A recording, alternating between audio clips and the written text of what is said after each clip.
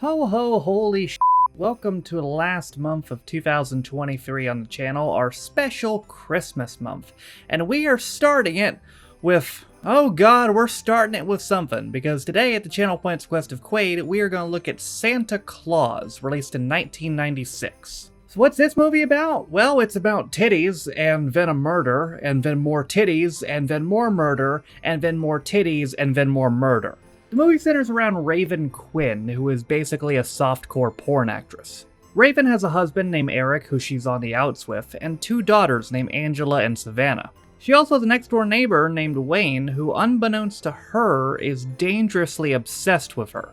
Obsessed to the point where Wayne will kill anyone around her to make her his and only his. This is a straight-to-DVD film that was written and directed by John A. Russo, who is the co-writer of Night of the Living Dead. Not only that, but Scream Queens, the movie studio that Raven works for in this film, was an actual dirty magazine produced by John Russo. And you've probably already deduced it by now, but this is not a very good movie. But there is one part of it that I find interesting, which we'll get into. But first we gotta, I guess, look at what happens in this, aside from the titties. So let's do it. Santa Claus, 1996. So we begin our film by meeting a young man named Wayne waking up from a nap on the couch. His mom and some dude are upstairs having sex when Wayne goes upstairs, gets his mom's gun, and kills them both. What the fuck? This is the first 2 minutes of the film. Wayne then gets arrested, and we learn from the police, who somehow know this, that Wayne's dad died and he's kind of gone off the rails ever since, and the guy that Wayne's mom was having sex with was actually his dad's brother. So that's kind of fucked up. And they also say that Wayne will probably just get out in 5 years because he'll be 18 then, out of juvie. I'm pretty sure he could probably be tried as an adult for double homicide, but whatever. We're then introduced to a studio called Scream Queens that make dirty movies. It's not full porn, it's just like softcore. And they claim that they're horror movies, but they're really not. We don't see any of that during the movie. We don't actually see any movies being shot, even though they claim they're a movie studio. It's literally just photo shoots, and there's nothing horror to do with it. They're just in fucking Christmas outfit. That doesn't make any sense. We've even made our main girl Raven, who's their top model and the star of Scream Queens, who used to be a zoologist but got into this instead because of her husband, who's a photographer in the business. Elsewhere, we see some creepy dude opening up a Raven sex doll, and it appears that he's completely obsessed with her. Things are not all good for Raven also, as apparently her and her husband are about to get a divorce. Raven then picks up her two daughters from her mother-in-law's place and fails to get in contact with her husband. Her husband, meanwhile, is off on business in Akron shooting with some other model, who he also starts cheating on Raven with. Raven returns home, and turns out that creepy dude is actually her next-door neighbor. Oh, Jesus. And not only that, but he's also Wayne, the kid from the beginning. Wayne and Raven talk for a long time about her problems and all that, and he maybe convinces her to try to date again, and she's like, oh yeah, maybe I'll try to date my producer or something.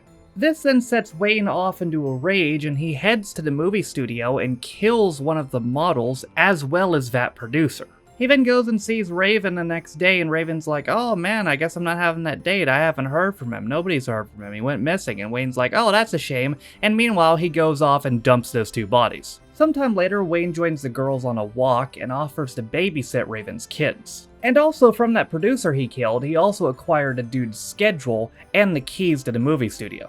Later that day, Raven goes out Christmas shopping and Wayne babysits the kids and then drugs them using hot cocoa. With the kids asleep, he goes out and buys a Santa costume, intercut with some titties, which I can't show you because boo YouTube. Those titties belong to another model who he follows home dressed as Santa, and he goes into a psychotic rage thinking that she's Raven, and once he realizes that she's not, he just chokes her to death. He gets back to Raven's house before she does, and she doesn't notice a thing, and then he goes and dumps that girl's body. Meanwhile, Raven's husband, who's named Eric by the way, I can't remember if I named him, seems to be done with his affair, and he's going home to save his marriage. Raven then goes to the movie studio to shoot a film, while Wayne drugs the kids again. Unfortunately for him, however, Eric comes home and finds the kids drugged, and calls his mom and sister. They tell Eric that Wayne's been the one babysitting the kids recently, not them, and Eric leaves them with the kids while he goes out to find Raven. All this, by the way, is intercut with scenes of Raven's titties, which again I cannot show you because boo YouTube.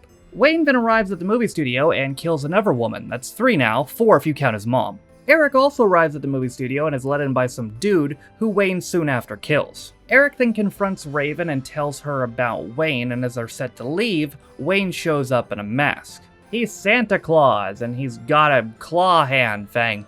Do you get it? Do you get it? He's Santa Claus, and he's got a claw. That's the title of the movie. Anyway, Wayne and Eric start fighting, and Wayne gets the upper hand before Raven conks him over the head with a completely empty box. I'd also like to mention that Wayne's actor must have been fitted with a very bad mic, because at least half his dialogue in this whole film was dubbed over in post. They run upstairs as Wayne gives chase, and then Eric kicks him down the stairs, which Wayne just no-sells and goes back up the stairs. He then kicks the door in Eric's face, knocking him out, and confronts Raven before Eric tackles him again from behind. He stabs Eric with his claw hand and is getting ready to kill him, but Raven gets the claw herself and stabs Wayne in the throat. Wayne finally professes his love to Raven to her face before he dies. The film ends with the happy family having the best Christmas ever, and one of the daughters gets a Scream Queen jacket for Christmas, which I will remind you is a softcore porn studio, and the film ends with her putting on a jacket that says Future Scream Queen. What the fuck? Alright, so this movie was fucking weird, especially that ending. That ending takes away a lot of positive things I wanted to say about it. And you might be confused, there's a lot of positive things. Well, no, actually. I mean, it was basically softcore porn. Like, seriously. It's literally, as I said at the beginning, there's a murder, and then there's some titties. And there's murder, and then there's some titties. Now, titties are nice, don't get me wrong, but the acting is terrible. But there's one part of it that I did like. I did like Grant Kramer's performance as Wayne, because I actually think he portrayed the whole obsessive fan thing very well. Like, he's actually objectively the only person in this movie who I think did a good acting job. Like, legitimately.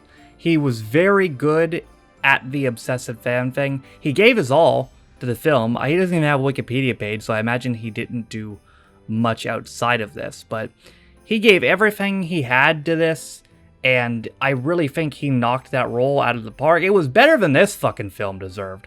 I'll tell you what. It was basically like having a good acting performance in a porn film.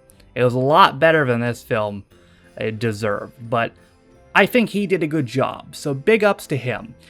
Is there anything about this positive other than that? Well, titties are positive, that's nice, but no, aside from titties and Wayne, it was a shitty film. I will say this though, it did abide by my shitty film rule, and that is if you're gonna make a shit film, at least make it short. And they did, this was only about 80 minutes. So would I recommend you watch this? Well, if you want to see what I'm talking about with Wayne's performance maybe, and if you like boobs, then, I mean, who doesn't, you know, then sure, there's a lot of nice boobs in this movie. So yeah, if you want to see some nice boobs and see Wayne's performance, then sure, check this out. Happy holidays, I guess.